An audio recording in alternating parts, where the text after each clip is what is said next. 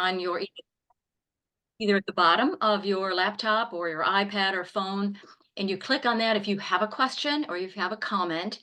And we will either Janet Porter, who will be doing our interviewing today, or Nancy Fowler will forward that, and we'll enter that into our discussion. So with that, um, I'm going to introduce Janet Porter. I don't know, Janet, if I even said my name is Robin Zimmerman, but if I haven't, I'm Robin. And now I have Janet Porter, my colleague here at WAHI for many years. It's good to see you and very excited about this particular webinar today. So critical to our future in the healthcare world.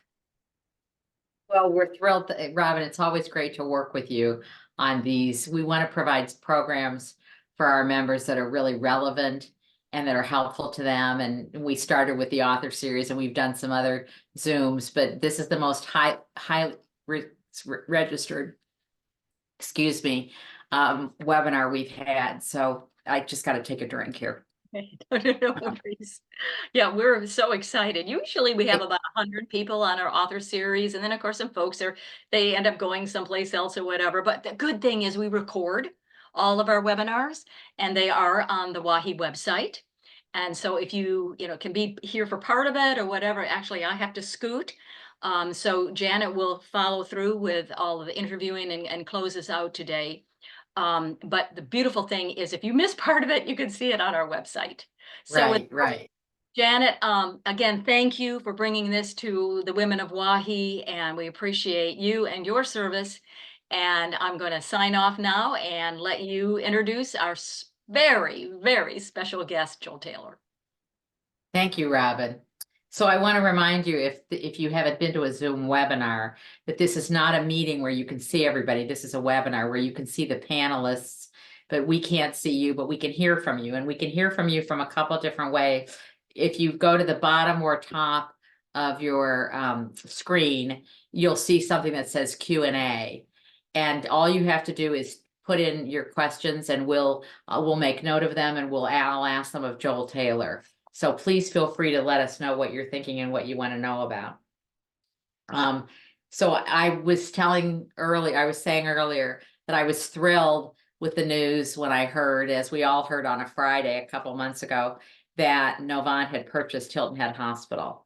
And the reason I was thrilled is I've had an opportunity to work with both for-profit and not-for-profit, but most of my experience as a hospital administrator is in not-for-profit hospitals like Dana-Farber Cancer Institute in Boston and Nationwide Children's Hospital in Columbus, Ohio. And I'm a big believer in not-for-profit healthcare. I had a good experience on the board working with Joel Taylor and his predecessor, Jeremy Clark. But I still am in my heart of hearts passionate about not-for-profit healthcare. And I have previous experience working with Novant, as does Robin. We both were in North Carolina.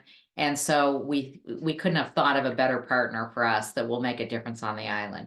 So let me introduce Joel Taylor to you. He spent his career as a hospital administrator working for both not-for-profit and for-profit. Joel came to the area to be the CEO of Coastal Carolina Medical Center and Coastal Carolina Hospital in September of 2016. Now, Tenet ran both of these hospitals as kind of a system so that we shared like chief nursing officers and chief human resources officers. And after being appointed to the CEO of Coastal Carolina, he then became the chief operating officer of both, and then ascended to the role of CEO of both hospitals in October of 2021. So he's been around here for a while. He's well known and well respected. He holds a bachelor's degree in political science from Birmingham Southern College, and he has master's degrees in both business and health administration from the University of Alabama at Birmingham. Please join me, Joel. Hey, good afternoon, Janet. Good to see you. You as well. Hopefully I'm coming through okay. Thank you so much for the honor to speak with you and with WAHI as a whole. What a tremendous organization. So I'm honored to just be here this evening. So where are you right now? I am standing in my office at Hilton Head Hospital, and hopefully the sunlight that's coming through doesn't make me look too much like I'm in the witness protection program, so hopefully everyone can see me. Yeah, yeah, you don't look like you're in the Witness Protection Program. So just tell us a little bit about your family and when you moved here and where you live and all that kind of stuff. And then we'll get into the scoop on the hospital. Yes, ma'am. So let's see, as you mentioned, we moved here in September of 2016. We being my family, my wife, Marcia, and I have two sons, Dawson and Davis, 18 and 14. And they go to Hilton Head Christian Academy. We live in Bluffton, and we love this community. Being here now over 7 years, it's just a tremendous place, as I think all of your members and guests probably would agree with. This is just a really unique area. So honored to be a part of it. So I doubt many of our members could recount the history of Hilton Head Hospital. So I think you ought to take us back to when the hospital back 50 plus years ago and give a little bit of the history of Hilton Head Hospital. So a little bit, and there we have a couple of files here at Hilton Head Hospital, and as the story goes, Hilton Head Hospital was really the brainchild of Jim Chafflin, former vice president of Sea Pines, who partnered with Peter Lamont, who had moved here from New York, and Dr. Peter Lamont really was the founding member, along with other community leaders, to bring the hospital out of the ground in 1975. The fact that next year we will turn 50 years old is tremendous. And again, as it's been told to me, the founding of the hospital really gave people the confidence to live on Hilton Head Island full time, and became a pillar of the community. And until then, you had to go to Beaufort or Savannah, right? That's absolutely right. So people were traveling well over an hour, especially back then, over an hour to get their needs met at a local hospital. For us, so founded in 1975, or opened rather, I should say, in 1975. Tenant, which you all mentioned a little bit, Tenant bought the hospital in 1994. The proceeds of that purchase, approximately $22 million, were the seed money for today's Low Country Community Foundation. And so a pretty rich history with that organization. But now, as you alluded to, the sale to Novant to bring us back to the not-for-profit side is also a very exciting time in our history. And that's the typical process for what we call M&A work, mergers and acquisition work, that communities, when they've sold their community asset, that they've set up foundations like the Community Foundation of Low Country, and those 22 million have, there's a multiple of 3 or 4 times that worth in terms of what the Community Foundation now does for, not-for-profits across the island, fundraising and everything. So we've been really blessed by the founding of the Community Foundation. It's made a huge difference. So tell us a little bit about, what the philosophy of care is as a community hospital, and how before and then how afterwards you really think of how the board and you think through the process of what should we do at a community hospital and what needs to go somewhere else for care. Talk about that process. Sure. So I think from my vantage point and my experience, you alluded to it. I joined Coastal Carolina in 2016. Before that, I was in Alabama, running a hospital in rural Alabama, and did the same in rural Tennessee. And it really depends on the community, I would say. It starts with what does the community need and support. And when I say need and support, it's, do you have the critical mass of patients to support a service full-time at a high quality level that is financially sustainable? That's really, at a very high level what we look at.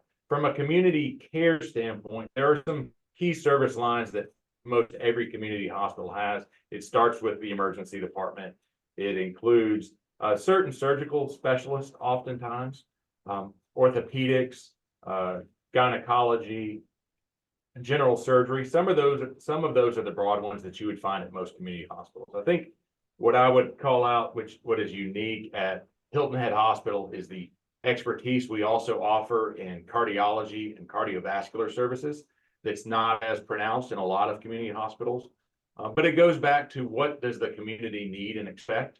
And so that maybe a little detail in terms of what a community hospital is. It's really working to care for the community, but it cannot be everything to everybody. And so it's trying to balance what makes sense to be able to provide at a high quality level. You know, the services provided have largely matched the needs of the population, not completely. But for example, when I came here, I was so surprised at how strong orthopedics was here and how strong the spine center was in particular. And the doctors in the spine center do a terrific job referring out what they don't feel they can handle, but there's greater capability here, and it reflects the, you know, the age of the population here. So I think that's a good example of a hospital, you know, responding to the needs of the community, as you said. I would completely agree. I think I often say this for those listening or watching that have been able to meet. I say routinely how unique Hilton Head Hospital is, and I include Coastal Carolina in that as well. It's the community that we serve is unique, but also the physicians that we have a chance to work with. You referenced the spine surgeons that work here at Hilton Head Hospital, Dr. Jeff Rubin and Craig Boatwright.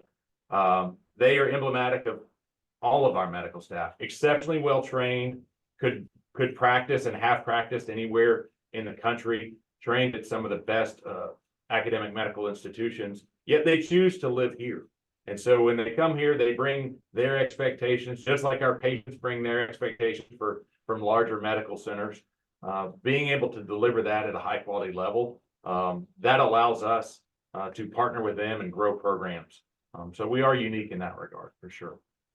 So, you know, Joel, when I've been talking to people about the sale, first of all, they were shocked at the sale price, but they were also confused about, a lot of people said to me, well, you know, who owned the hospital before? And what difference does it make whether it's a for-profit or not-for-profit hospital? So could you do a little description of that? Because I think it's a key element that's changed here. And I think a lot of people, most people go to the hospital and they don't know who owns the hospital and they don't think about it, you know? But those of us who are in hospital administration think about it a lot, so. Certainly. I would say you kind of referenced that some people don't know and don't appreciate, meaning understand who owns the hospital. That for a patient really shouldn't come into play, but it ultimately does. It doesn't come into play for the nurse that's going to care for you at the bedside. They're there as a nurse caring for a patient in front of them.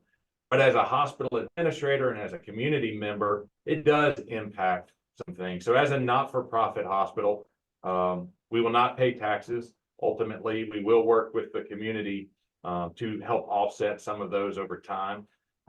But I think it's a little bit the difference in my mind that I've seen in my past and what I would expect to see from Novant is that reinvestment back in the community and what that looks like. Will take a couple of different forms.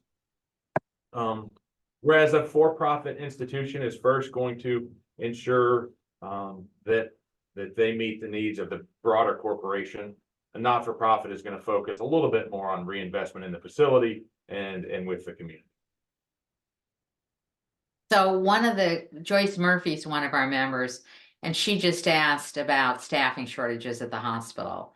And, you know, there's been nationwide, you know, been on the news, it feels like every night, about the national shortage, particularly in nursing, but in other specialties like radiation oncology and, you know, ultrasonographers and respiratory therapists. Lord knows they were really challenged during COVID. Talk about how the hospital has addressed the staffing shortages and some new developments and how you think Novant will help make a difference. Absolutely. You're right. You hit the nail on the head. It's a national headline. Hilton Head Hospital has not been unique in its challenges. What I'm pleased and proud of is over the last year and a half, and you saw this, Janet, with your time on the board, recruitment and retention of high quality colleagues has been operational and strategic priority number one. And in 2023, we added a net new 100 colleagues to our two hospitals compared to the prior year, many of whom were nurses.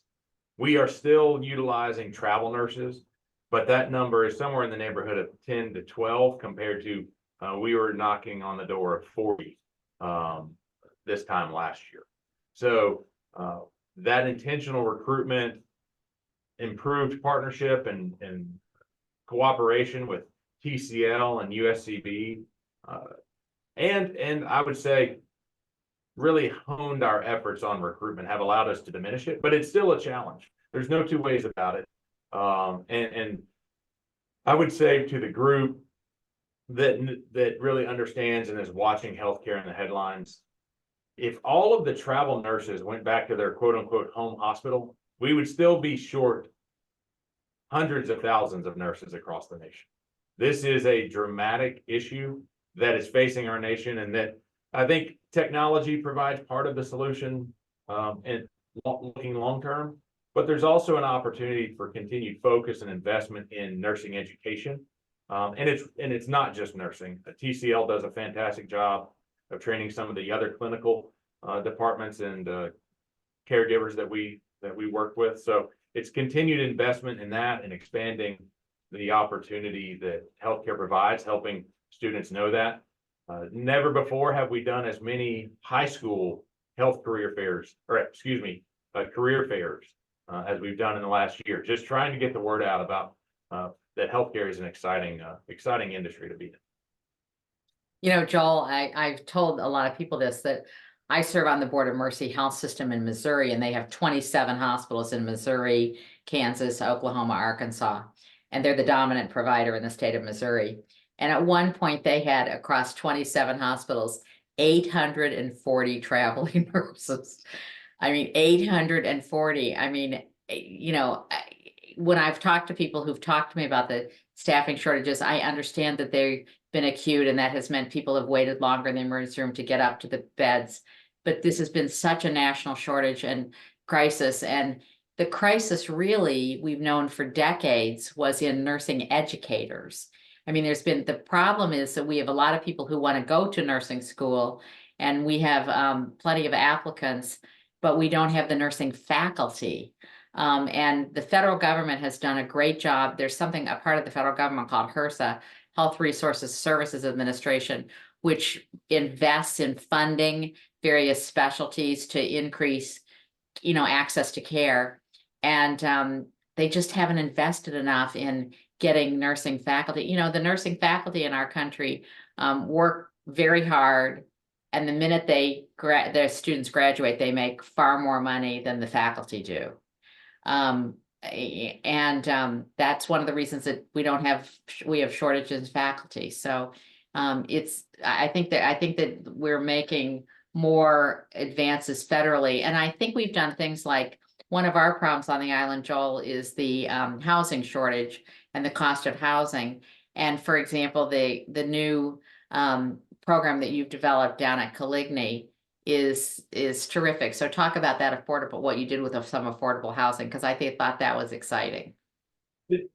You're right. And I think if you look at the challenges that we faced, it's provided us opportunity, provided us, we've looked at things differently. So in partnership with the Richardson Group, who I cannot say enough good things about, they reached out to us and offered us the second floor of one of their buildings down in Coligny that they were converting into what I would call 10 studio apartments, and offered it to us. We have master leased that property, the second floor on that property, and they're offering that to staff members that are moving to the area. And it's really aimed at those moving to the area that are either new grad nurses, kind of like what we were just talking about, or coming here late in their career, who may ultimately retire here. Allows them to get their feet under them, assess where they want to live on the island. And it's just one step. It was a pretty quick solution. We're also looking at other opportunities, maybe in partnership with the town or developers, on additional workforce housing. There is a lot of momentum on workforce housing. As we talked a little bit about, I've been here for 7 years. It's been a topic of conversation since I've been here. But I believe, and I'm starting to see real momentum and action behind that talk, which is exciting. We certainly need it from the hospital side. I think also important for this group to know is at Coastal Carolina, which you mentioned out towards 95, we are fully staffed at Coastal Carolina. So it is an issue of location for Hilton Head Hospital. And so some of the things we are doing to help create interest in Hilton Head Hospital and having people commute across the bridge, we use market positions. So when we say market, it's people that work at both hospitals. So it's nurses that work at both labor and delivery units, nurses that work in both emergency departments. So just trying different things to attract people and retain people has been a focus now, an intent focus for the last several years. Well, you know, in the national survey of hospital CEOs across the country, for years, financial performance or information technology were rated as what kept them up at night. And the last 3 or 4 years since COVID, what keeps every CEO up at night is staffing. And we've certainly talked a lot about that at the board, and the board has been very pushy about doing everything we could, but I'm optimistic that Novant will help us there. So another person wanted to ask about, another WAHI member wanted to ask about mental health services. And the only inpatient mental health services in the county are at Beaufort Memorial. You had a brief foray into an inpatient unit at Hilton Head Hospital. So talk about what mental health services are available and how you're thinking about mental health services. Sure. I think one that mention of we did have a geriatric behavioral health unit that was operating at Hilton Head Hospital in the midst of COVID. That patient population and our ability to staff the unit really became a challenge for us. I think under Novant, we will assess what makes sense for the hospital to provide from a mental health standpoint. And it may be that we don't directly provide that service, but partner with others that could. I do know that mental health is a significant issue. It's certainly gaining additional headlines and just support from the legislature, as well as from the federal government and reimbursement of mental health. I think that's a key piece of making it more readily available. This will probably be an answer I rely on for future questions this afternoon. Is we are still assessing a lot of what may change with Novant, but we will look at mental health and what could make sense. Back to the crux of what a community hospital will provide is what's the community need from a patient volume standpoint, and what can we sustain financially. So we'll continue to evaluate mental health. Yeah, you know, Women in Philanthropy, which many of the members are familiar with, creates a theme every year for how they are going to give their grants. And the last 2 years in a row, they've had mental health, and they do the arts, they do the environment, but the last 2 years, and it's been very clear serving as a member of the grants committee about how acute the need is in the area, and everything we could do to support everything from our first year, it was focused on youth, mental health, youth issues. This year, it's just mental health in general, but people's access to good mental health services is critical. Another person, Leanne, asked a good question. She asked what kind of performance indicators Novant has set up to measure the reinvestment in the community hospital, and is there a time frame for reinvestments? So talk about how Novant is thinking about this and how they're going to measure their performance. What I'm excited about is Novant has come in and said, we're going to build this together. Novant did not come in and say, here's our playbook in an acquisition. Here's how we're going to turn these hospitals into Novant hospitals. They want to look at how we have historically operated with that operating discipline and our approach, and better understand who we are and work with who they have been historically. For those that have looked or know about Novant, they've got a fantastic reputation for high quality care. They really emphasize performance with Leapfrog, which is not something we have routinely focused on. Leapfrog is independent third-party organization that grades hospitals on quality. So we are mapping out those metrics as we speak. I think the reinvestment in the community will come over time. One thing I'm proud to be able to say, I was at a meeting earlier this week on Monday and Tuesday talking about what will physician recruitment look like, what does the community need, and they are fully supportive of recruiting primary care physicians. And so we will be targeting adding 10 primary care physicians in the next year and a half. If I can add them sooner than that, I will, but as those of you like Janet, I know you know all too well, physician recruitment is a process. It takes time to accomplish. And go back to an earlier comment. One part about our medical staff is they have really high expectations of themselves, and they have high expectations of their peers. So we will involve them as we recruit high quality physicians and primary care physicians into our community. So that is one investment I can say pretty confidently people will start to see quickly. So the other thing that when people talk to me about this is everybody has an idea about a specialist that should come.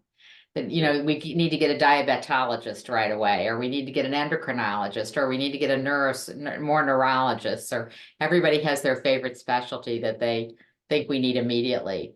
So I know, Joel, that you're not at that detailed level of planning. You're still in the assessment stage with Novant, and that we're not going to see 3 neurologists recruited to the island next week. But talk about how you envision Novant can be helpful, and particularly with physician recruitment compared to what we had before. I think that the notion of 10 new primary care doctors is a terrific commitment. And I'm glad they've seen that need. But specialists also and access to specialists are of great concern to our members. I think specific to how Novant is going to be an asset in that, it's twofold. One, their reputation of including physicians in leadership and in decision making, that reputation in the area is tremendous. That in itself is a huge recruitment tool. They also have a very intentional approach in connecting. You referenced, or maybe it was Robin referenced, Novant leaders that have been here in the market knocking on doors. They want to engage with the physicians. And so helping us really create a recruitment army of our existing physicians is another way. It's just they have a different mindset and approach. And they're granting me and other leaders within our health system more local autonomy to make those decisions, to move quicker in our process in physician recruitment. So those would be some of the highlights, I think, that will allow us to execute on the vision quicker than we have in recent past. So Chris Mitchell has a question that I'm not familiar with. She says, I understand that Hilton Head Hospital is considered rural pay structure, which makes it much harder to recruit, especially nurses. Will this status change with Novant in charge? I'm not familiar with that, what she's talking about. I'm not either. There is we are a sole community hospital under Medicare and CMS, but the rural status, I believe coastal is, but I'm not familiar how that impacts our nurse recruitment piece. I would say from a nurse recruitment standpoint, I know we talked about it. It's one of the other things I did not mention. We have recently recruited 3 international nurses, have 5 more coming in the next, between now and June. So we continue to look at opportunities. So if there is something that I'm unaware of that's inhibiting my ability to recruit nurses, Chris, please reach out to me, because I'm all ears on how do we do it different and better. I don't know that our rural status is an impact. I would say the commute over the bridge is an impact, but we are finding ways to overcome that. But Chris, in answer to your question, those federal designations don't change with Novant versus like if you're there, one of the federal designations is is rural. What is it? Critical access hospitals. The term critical access hospitals are hospitals that are really rural hospitals, and have to be the sole provider in a county, et cetera, et cetera. And that doesn't matter who owns the hospital. If you fit the qualifications, federal qualifications, you fit the qualifications. So nothing's gonna change with the federal designations of the hospital status based on ownership. So that's a, I think that's a quick answer to her question, but she can, I'll tell her she can follow up with you at the hospital if she has more questions. Another, person asked, are there any real changes we could see as a result of the sale that will make it seem like, you know, the ownership makes a difference? I mean, if there's something that's gonna happen in the next 6 months or a year that will be reflective positively on the change in ownership, what might that be, Joel? I would say, and you kind of referenced it earlier, Janet, I thought you said it well, there won't be an immediate change. It's going to be more gradual. Novant, when they purchased the hospital, did not bring a busload of nurses with them, as much as I wish they had.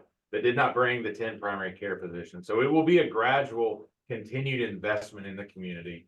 One piece I would just say, and this is Joel Taylor's editorial comment. I think historically, we talked about it today, our hospitals have focused on the expertise component of healthcare.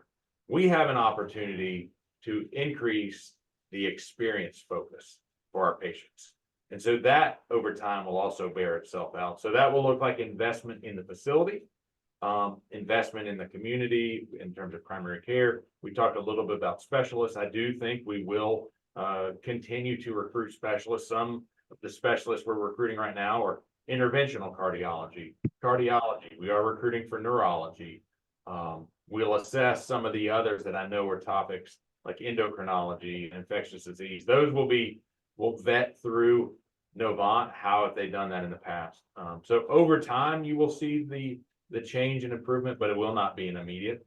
We will start rebranding over the next several months, and it will take months to make that change, but you will see the Novant logo more pronounced in who we are and how we represent ourselves as a hospital and health system.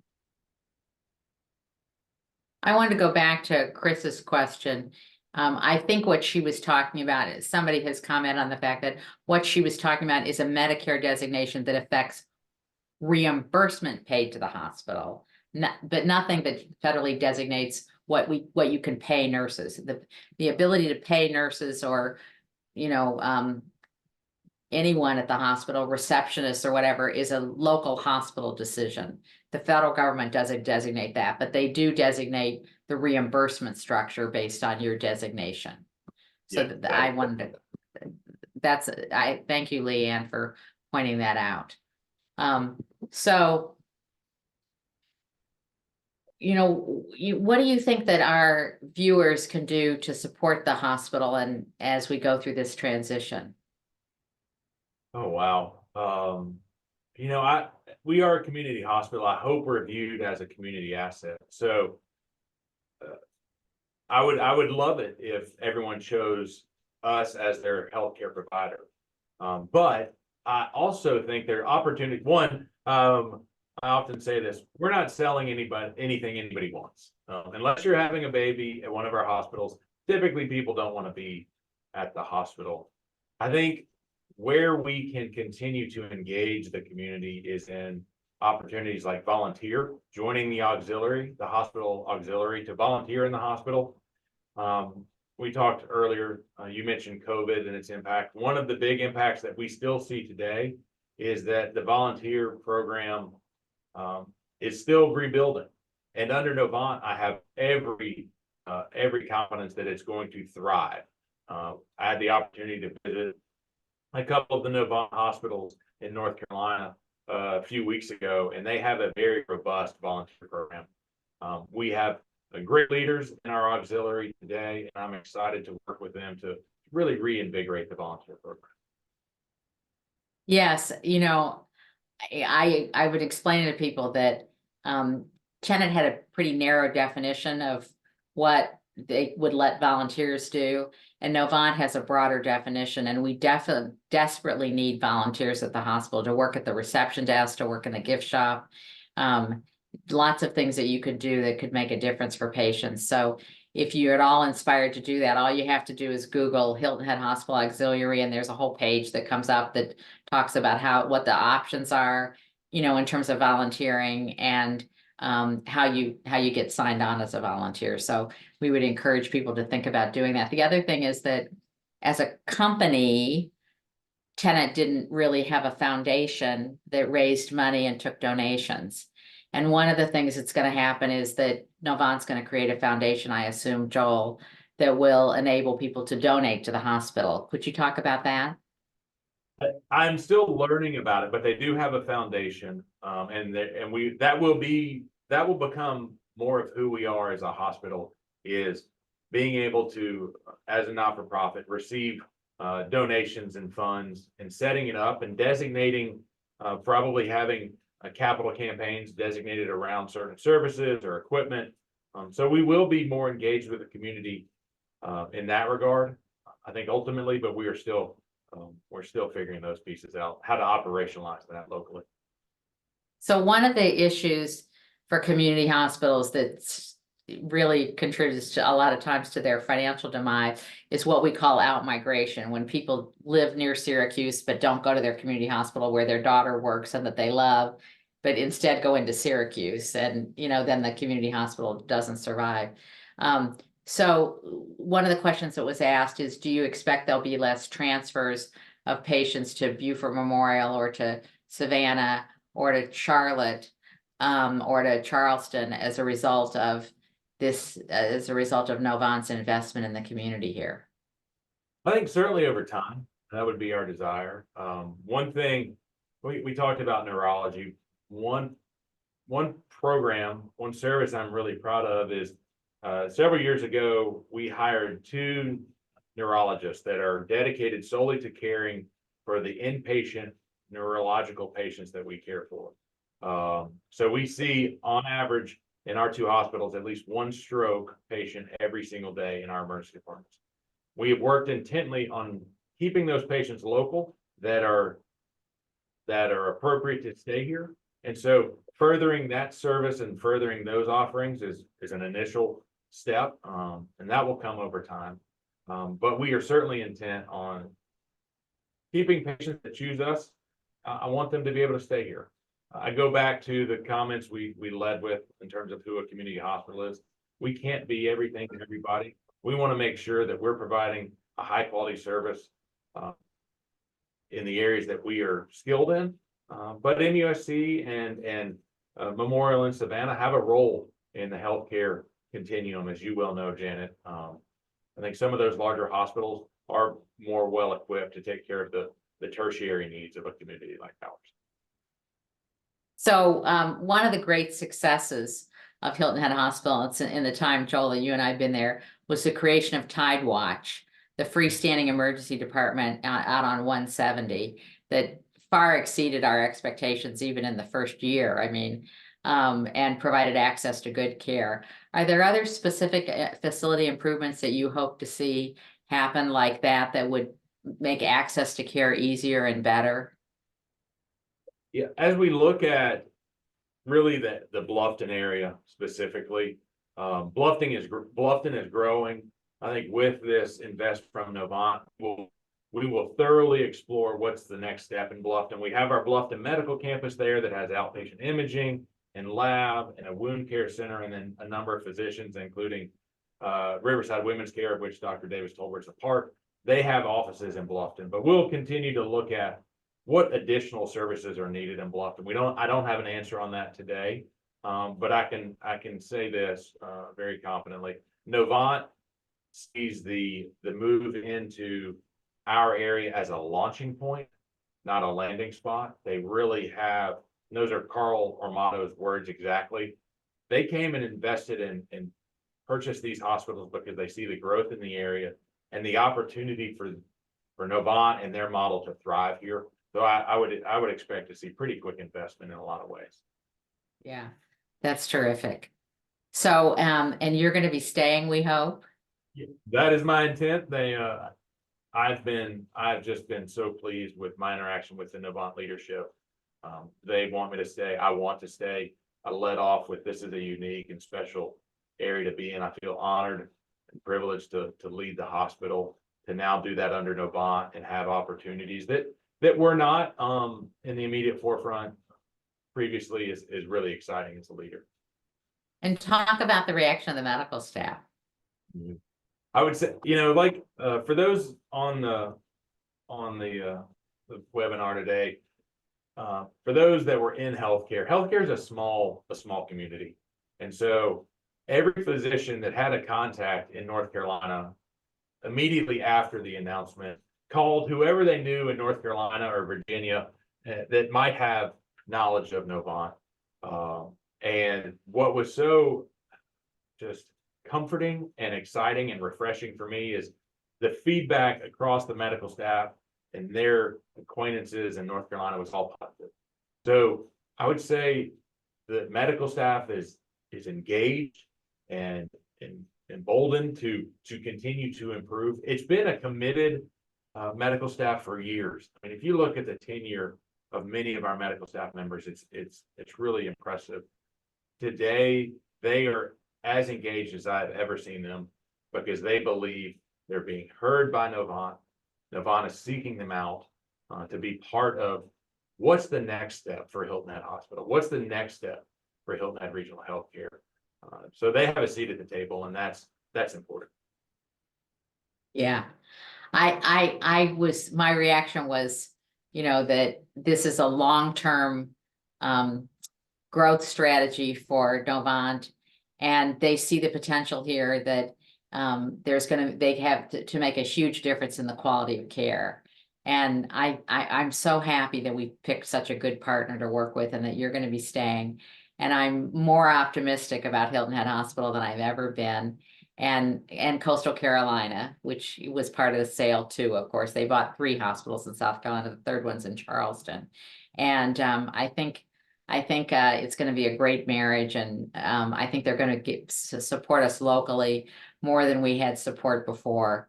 And I think people are all long term going to see a difference. I really I know people have immediate needs that they want us to address.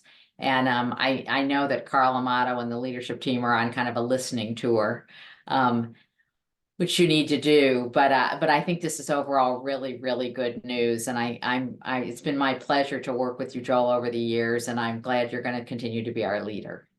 Well, thank you. The pleasure has been mine. For those on the call that know Janet well, I will say this. She brings her knowledge, expertise to any board and that engagement. She has been a tremendous partner for the last several years. So Janet, it's been an honor to just work closely with you and look forward to continuing that. That's code for saying the board meetings will be quieter now that I'm not there. Not at all. I promise. Anyway, thank you all for participating today. And we look forward to more webinars in the future where you can learn things from being a WAHI member that will enable you to find out what's going on the island. We have some upcoming webinars that we're going to be doing with Memory Matters, that about improving your memory, for example.